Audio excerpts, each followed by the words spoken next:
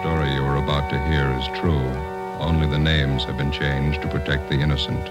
Fatima Cigarettes, best of all long cigarettes, brings you Dragnet.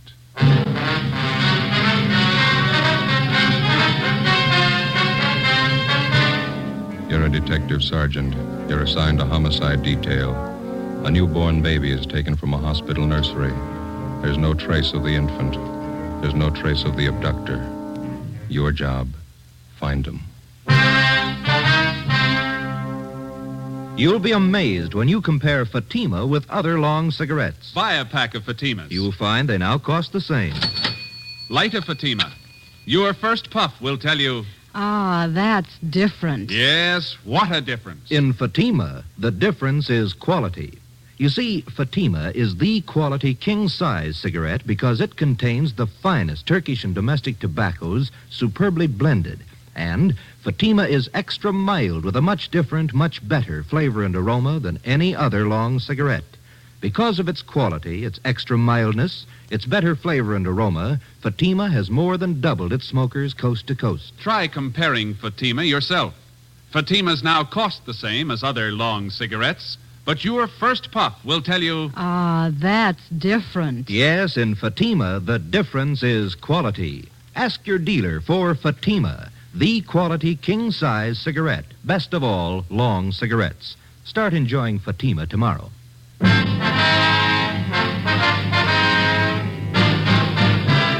Dragnet, the documented drama of an actual crime.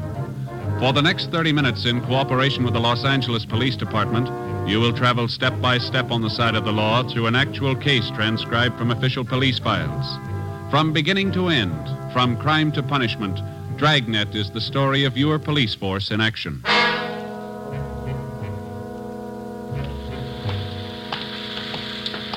It was Thursday, January 28th. It was raining in Los Angeles. We were working the night watch out of homicide. My partner's Ben Romero. The boss is Captain Steed. My name's Friday. It was 11:35 p.m. when we got to Mercy Hospital on Norwich Avenue, the main entrance.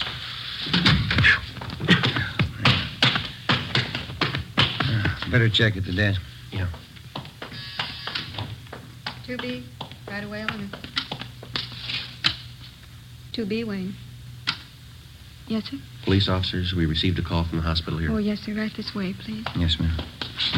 Dr. Walsh is waiting for you. Is he the man in charge? Oh, no, Dr. Walsh is the head of the hospital. I see. Please, Dr. Walsh. Fine. Come in, please.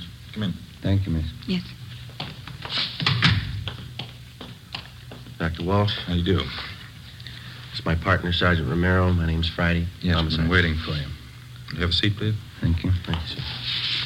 Gentlemen, I just got here a few moments ago myself. No doubt you know as much about this as I do. We were notified that a 3-day-old baby's missing. Is that correct? Yes, one of the Stryker twins. Born just Tuesday morning. Mm-hmm. Where'd the baby disappear from, Doctor? Nursery. Can't understand how it could happen. Never heard of such a thing. Who was in charge of the nursery? Nurse O'Connor. She's back with the superintendent of nurses. Quite upset. Would you like to talk to her? Yes, sir, we would. All right. This way, please. Thank you.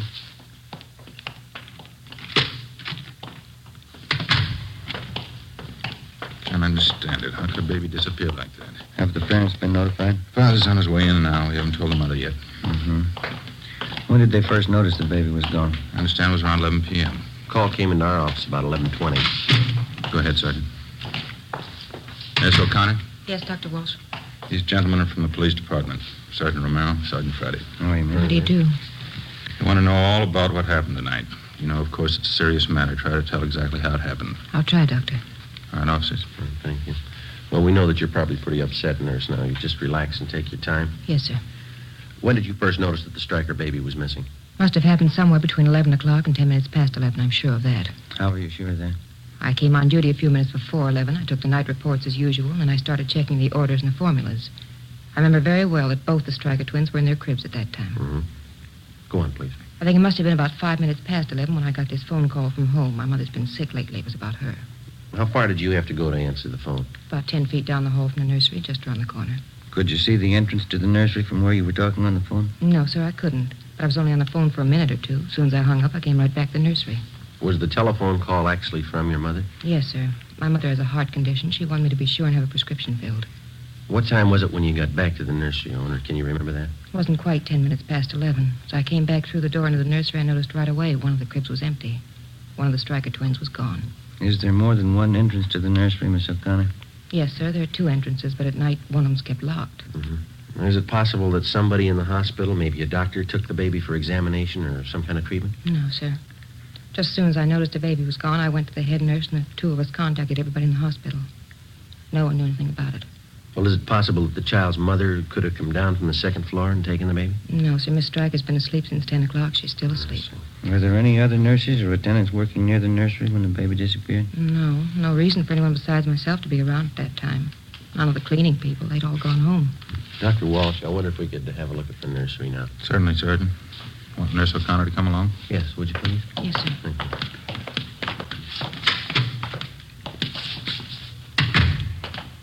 This way, gentlemen. Straight down the hall. What are the hospital visiting hours, Doctor? The usual.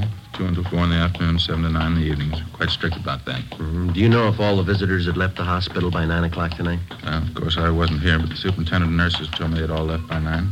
She's compiling a list of every visitor we had this evening. Good. They'll all have to be checked. Nursery's right here, officers. Mm-hmm. This empty crib just inside the window here. Yes, sir. It's where the baby was. You can see it's right next to the door here. I noticed that there's no blanket in the crib. Is that missing, too? Yes, sir. The crib's just the way I found it when I came back from the telephone. I haven't touched it. Are there any marks of identification on the blanket or the clothing? Each one's stenciled Mercy Hospital. Each baby wears an ID bracelet. Doctor, I wonder if we could have that crib brought out to have it checked for possible fingerprints. Certainly, of course. Is this the other door to the nursery you mentioned, Miss O'Connor? That's right, Sergeant. I checked it. It's locked. That large window on the other side of the nursery. Is that a stationary window? Yes, sir, it is. It faces onto a small court. Well, then whoever took the baby had to use this door. It's the only way they could have gotten in. Oh, excuse me a minute. I want to attend to the baby in there. Sure.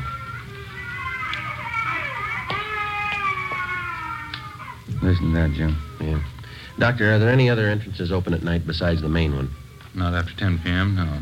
Just the main entrance on Norwich Avenue. There's a nurse on duty there at all times. How about the parents? Is there anything unusual there? No, father's a working man. Mother's a housewife.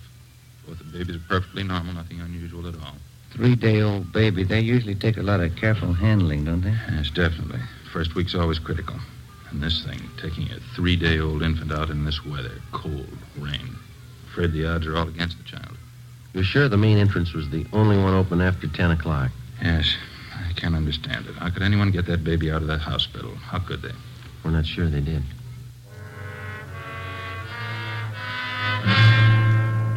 Midnight. A 3-day-old twin boy was missing from his crib in the hospital nursery. That's all we knew. We checked the list of possibilities. The baby could have been taken for ransom. Somebody wanted revenge on the Stryker family and decided on the baby as the best means. Maybe someone just wanted a child, someone mentally unsound, a maniac, a pervert. Maybe an accident had happened at the hospital. Somebody wanted to cover up. Possibly one of the parents or their families had a motive. Perhaps somebody just wanted the child dead. We called the office and got out an APB on the Stryker baby and a description of the blanket and the clothing. Details of officers were alerted at the bus depots, railroad terminals, the airports, all public transportation facilities. Steps were taken to notify doctors, hospitals, sanitariums, anybody in any place where a 3-day-old baby might be taken. The entire area around Mercy Hospital was canvassed. No information. The baby's crib was dusted for prints. No leads, no physical evidence. The investigation continued. When George Stryker, the father of the child, arrived, Ben and I met with him in the office of the hospital superintendent. Can't we let people know about it? Newspapers and the radio? We've already covered that. Stories and pictures have gone out to the papers. We've notified the radio stations. They're getting out broadcasts on it. How am I going to tell my wife? Well, sir, there's only one thing that we can promise you. We'll do everything we can to find your baby. Well, isn't there something I can do? Isn't there some way I can help? This is just a remote possibility, Mr. Stryker, but you ought to know about it. What's that? In case anybody contacts you regarding your baby, in case they make any demands on you for money or anything else, we want you to notify us immediately. What could they expect to get from us? We own our home. That's about all. We just want to cover all the possibilities, Mr. Stryker. In case any demand at all is made, don't try to deal with the people. All right? Yes, sir, I understand. Sergeant? Yeah. One of the men from homicide would like to see you outside. Sergeant will leave us. Oh, thank you, Doctor. We'll have to go now, Mr. Stryker. We'll keep you informed.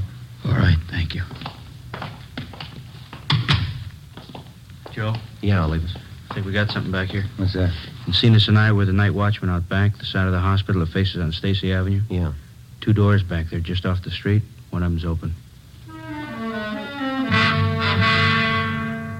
Together with Sergeant Olivas and Dr. Walsh, the head of the hospital, we went back and examined the side door which opened onto Stacy Avenue. The latch was obviously faulty. It took only slight pressure on the door to open it. The latch, both doorknobs, and the door itself were dusted for prints. The entranceway and the immediate area were rechecked. No leads, no physical evidence. We traced an imaginary path from the open door to the nursery.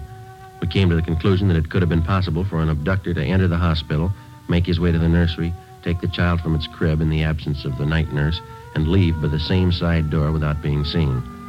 Storekeepers and residents along Stacy Avenue were re-questioned. We got nowhere. When the abduction story broke in the newspaper and over the radio the next morning, the calls started to come in. People in practically all sections of the city thought that they'd seen the missing baby. Each call was carefully checked out. None of them paid off. 10 a.m. We checked back in at the office. I must be getting old, Joe. Can't seem to take these all-night sessions like I used to. Yeah, I'm pretty tired. Drank too much coffee again. I got a sour stomach. Hi. Hi, Olivas. Right. The stats office come up with that run for us yet? No, they're still working on it. How about that San Bernardino call? Yeah, they called back. They picked the woman up when she got off the bus, checked her and the baby out. Baby belongs to her. Mm-hmm. Anything else come in? All been checked out. The press called again, wanted to know if there were any new leads. Yeah. Sergeant Friday in here? Yes, sir. Can I help you? They told me in the business office to come down and see you. Surely. Come on in. Thanks. My name's Wallace. I'm the desk clerk down at the hotel on 11th Street, Bluebird Hotel. Yes, sir. I got some information I'd like to talk to you. All right, sir. This is my partner, Sergeant Romero, and Sergeant Olivas. How are you? How are you? Wallace. What's the information about? Well, I got hold of a paper this morning, read about that baby that's missing. Yes, sir. Imagine those people are pretty worried about the kid. Guess they'd like all the information they can get, huh? Looks like that hospital's in a jam, wouldn't you say? Well, what information do you have, Wallace? I guess those parents could sue the hospital if they wanted to, huh? Well, sir, all we're interested in is finding the baby. Can you help us there? Well, I don't know for sure. What are you trying to tell us? Have you seen the baby? Well, I may have. Do you happen to know if they're offering any reward for information? Well, I don't know where it'd come from. The father's a working man. Oh, don't get me wrong, Sergeant. I don't expect anything for any information I'd give, but, well, I don't make too much at the hotel. You know, if they wanted to show their gratitude in some way, just thought I'd mention it. They'll thank you, Wallace. Don't worry about that. Now, what's the information? Well, you know, I didn't mean anything by that. Anybody'd be glad to help out in a Yes, sir. case like this. What I came in to tell you was a woman and a young baby checked in the hotel last night when I was on duty. What time? I think it was about 12 o'clock. Woman didn't have any baggage or anything, one little blanket around the kid. When I saw that story in the paper this morning, I got suspicious. Is the woman still registered at the hotel? She was when I left. That was about an hour ago. What name did she register under, you remember? No, I don't, but it's in the register. You can check it if you want. Where is the hotel? 11th and Charleston, right in the corner. I'm sure it must be the kid you're looking for. Say, I hope you haven't got me wrong. How do you mean? About the reward, you know. I don't expect anything for this. We haven't got you wrong. 35 a.m. It was still raining. Together with the desk clerk, Wallace, we drove to the Bluebird Hotel on 11th Street. We checked the cards at the desk and found that the woman had registered under the name of Mrs. Harold Parks. The clerk on duty told us as far as he knew she was still in the room with the baby. The room's down this way, Sergeant. Okay. This is the one, 16. Mrs. Parks. Mrs. Parks. You have a passkey with you, Wallace? Here you are. Thank you.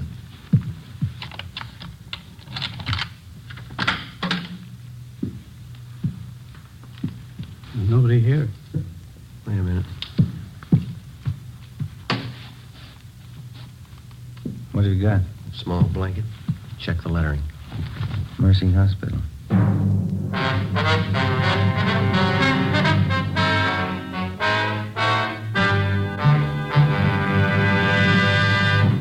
You are listening to Dragnet, authentic stories of your police force in action. Oh, no. Ah, that's different. Yes, what a difference. There's a difference you can hear, there's a difference you can see, but the difference in Fatima is quality. Yes, friends, when you compare long cigarettes, you'll find that in Fatima, The difference is quality.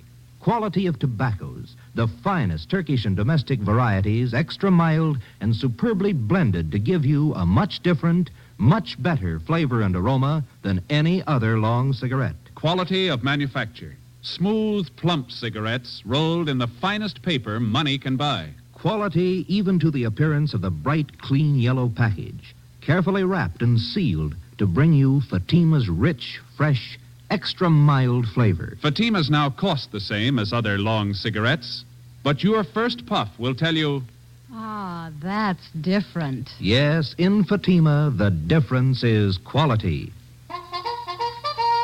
Ask your dealer for Fatima, the quality king-size cigarette. Best of all, long cigarettes. Start enjoying Fatima tomorrow.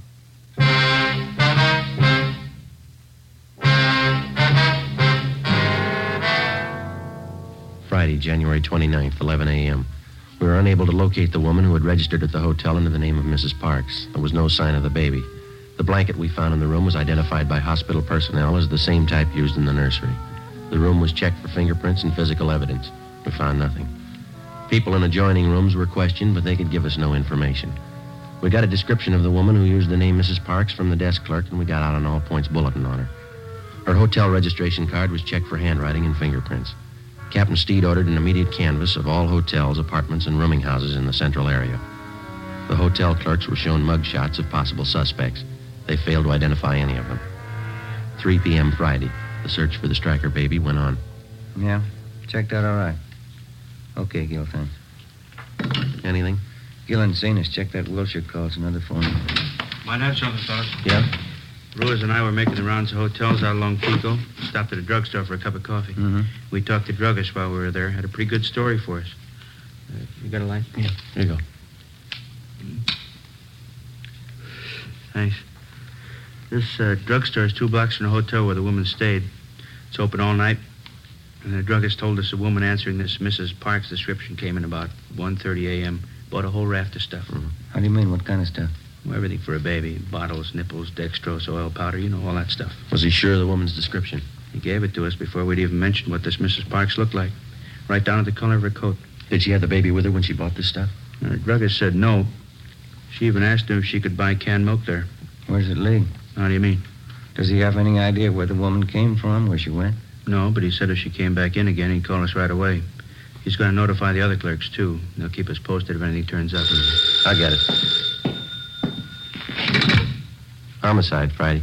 My name's Mrs. Lucy. I'm calling about that missing baby in the paper. Am I talking to the right department? Yes, ma'am. Do you have any information on the case? Well, I certainly have. I know where that Stryker baby is right now. Where's that, ma'am? Right next door. The Salazars have him. What makes you so sure?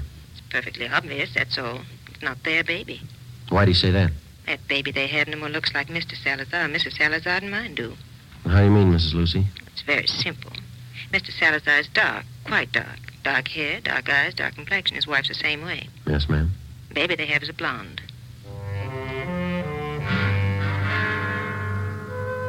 Before I hung up, I got the woman's name and address and told her that we'd check out her neighbors, Mr. and Mrs. Salazar. We weren't sure what it meant. It could be the real thing. It could be like 100 other calls that we'd had in the last 12 hours. Ben and I got in the car and drove out to the Salazar home on Wonderland Avenue. We noticed several cars parked in the driveway and in front of the house. We went up the front stairs and rang the doorbell.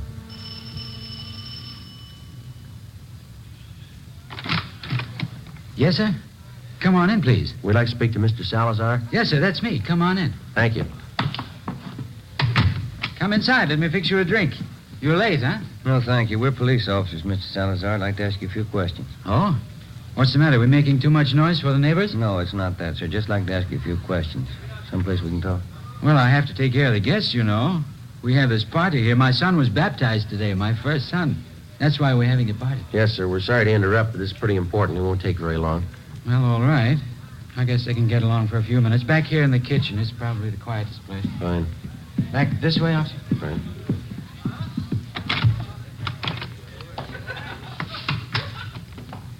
Over there. Pull up a couple of chairs. Oh, thank you. Miss Salazar, this is my partner, Sergeant Romero. My name's Friday. Homicide. Yes, sir. What's the matter? What do you want to ask me? We're investigating a case that involves a missing baby, sir. Well, the one in the paper this morning. I read about that. It's a terrible thing, isn't it? Yes, sir, it is. We've had a report that the missing baby was seen in this neighborhood. We don't know how true it is, but we have orders to check it out. Well, sure, anything I can do. I don't know how much I can help, but I can understand how that mama and papa feel. My brand new son, I know how I'd feel. How old is your son, Mr. Salazar? He's just 1 week old this afternoon. Fine boy. Was the baby born here in Los Angeles? No, I sent my wife Roberta to Phoenix to have a baby. We thought it'd be a lot healthier for her down there. She has a good friend of hers in Phoenix. Oh, I see. Your wife had the baby in Phoenix, and then she brought him back here. Yes, that's right. Roberta came in early this morning. Big surprise for me. I didn't know she was coming. And right away, I called all our old friends. I called Father DeSoto for the baptism, and I got things ready for the party. Big baptism party. Mm-hmm. You say your wife got back early this morning? Yes, a few minutes after 3 o'clock. Roberta came in on the plane. She said it was late. You know, the big storm. Mm-hmm. I wonder if we could talk to your wife, Mr. Salazar. Well, Roberta's taking a little nap right now. She got in late, you know, all the excitement. Do we have to wake her up? Well, no, sir, not right away. I just wonder if we could see the baby. Well, baby's sleeping, too. Roberta said not to go in, but... Well, if you're real quiet... Yes, sir, we'll be. Okay, he's right back. Over here.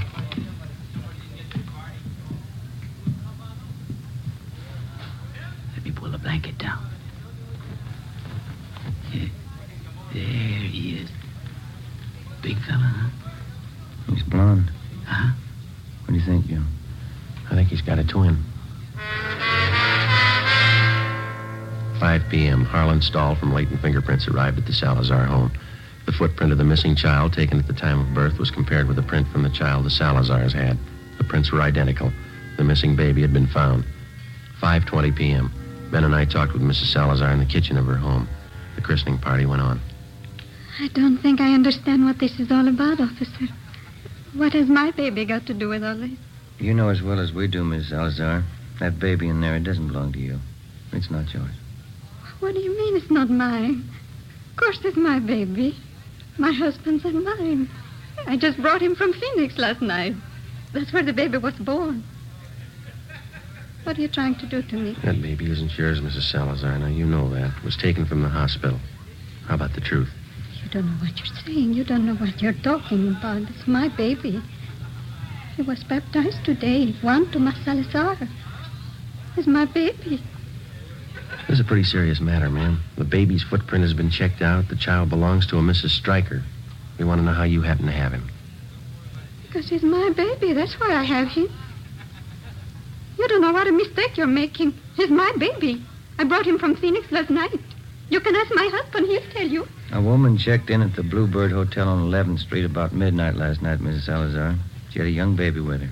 You fit her description. I didn't go to a hotel last night. The plane landed here from Phoenix. I came right home. The hotel clerk remembers you. He can identify you. So can the druggist when you bought the supplies from. I bought nothing. The plane landed. I came home. It's my baby. It's my baby. We found the baby's blanket in the hotel room you rented. We have your description from at least 3 people, even the color of the coat you wore last night. You can't take him away. He belongs to me. Me and Frank, you can't take him away, please. You can't. Miss Salazar, why don't you put yourself in the place of the real mother of that baby? How do you think she feels about her baby being taken away? How about it, Miss Salazar? Have a drink, officers, please, for the party. Have a drink, I'll tell you. Tell us what, ma'am? I'm tired. Let me sit down. Yeah. Please, just for a few minutes. I tell you how it happened. I know you understand. Yes, ma'am. It'll be 11 years next month that Frank and I were married. I don't have to tell you we want a baby. Frank always wanted a baby, but no more than I did. It's what we live for. A baby of our own. Yes, ma'am. Boy or girl, we didn't care. But we didn't have one. For 11 years, we didn't have one. Then last April, that's when the doctor told me. He said I was going to have a baby. Yes, ma'am, I understand. Well, A month before the baby was born, we thought it would be better if I went to my friend's place in Phoenix, Arizona. For the winter, you know, it would be warmer there. And Frank thought it would be nicer for me and the baby. Your husband was still in Los Angeles? Yes, he tried to come to Phoenix, but he had to work, so I had my baby alone. It was a boy. My friend was with me. She'll tell you it was a boy. Yes, ma'am. I kept calling for him to bring my baby. It was a long time I kept calling. Then they finally came, and the doctor, too. And he's the one that told me. Yes, ma'am. He looked just like his father. I know that. But they told me he was dead. I don't remember much after that, Sergeant. I got out of the hospital, then I took the plane, and I came back here. Mm-hmm. It was dark, and it was raining. But I walked around. I walked up and down the streets, thinking, what could I tell Frank? Baby was dead, that's all I could tell him. Then I walked past the hospital.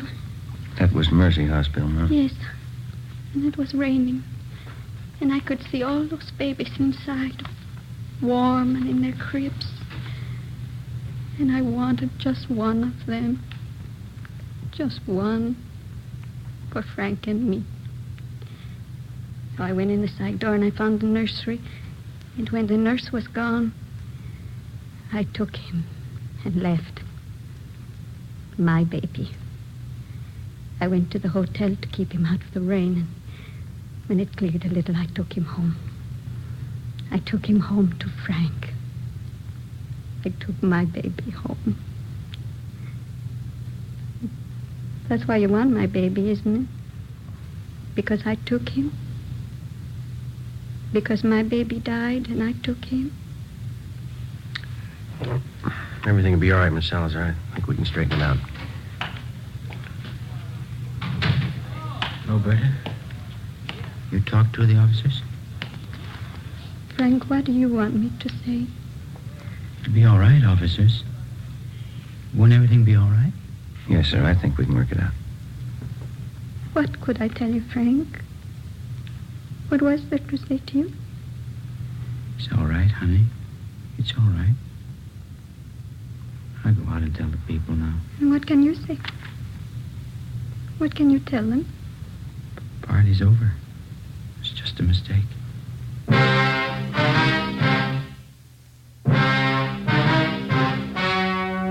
story you've just heard was true.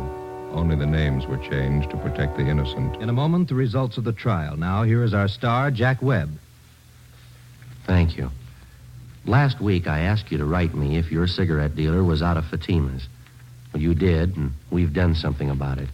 Now, if any more of you find a dealer fresh out of Fatima's, send me his name and address. We'll take care of that, too.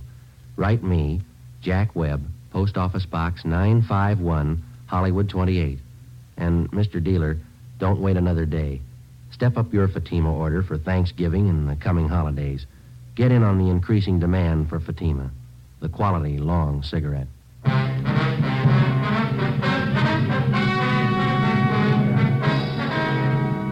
Roberta Salazar was examined by 6 psychiatrists and was ordered to be placed in a state mental institution for treatment.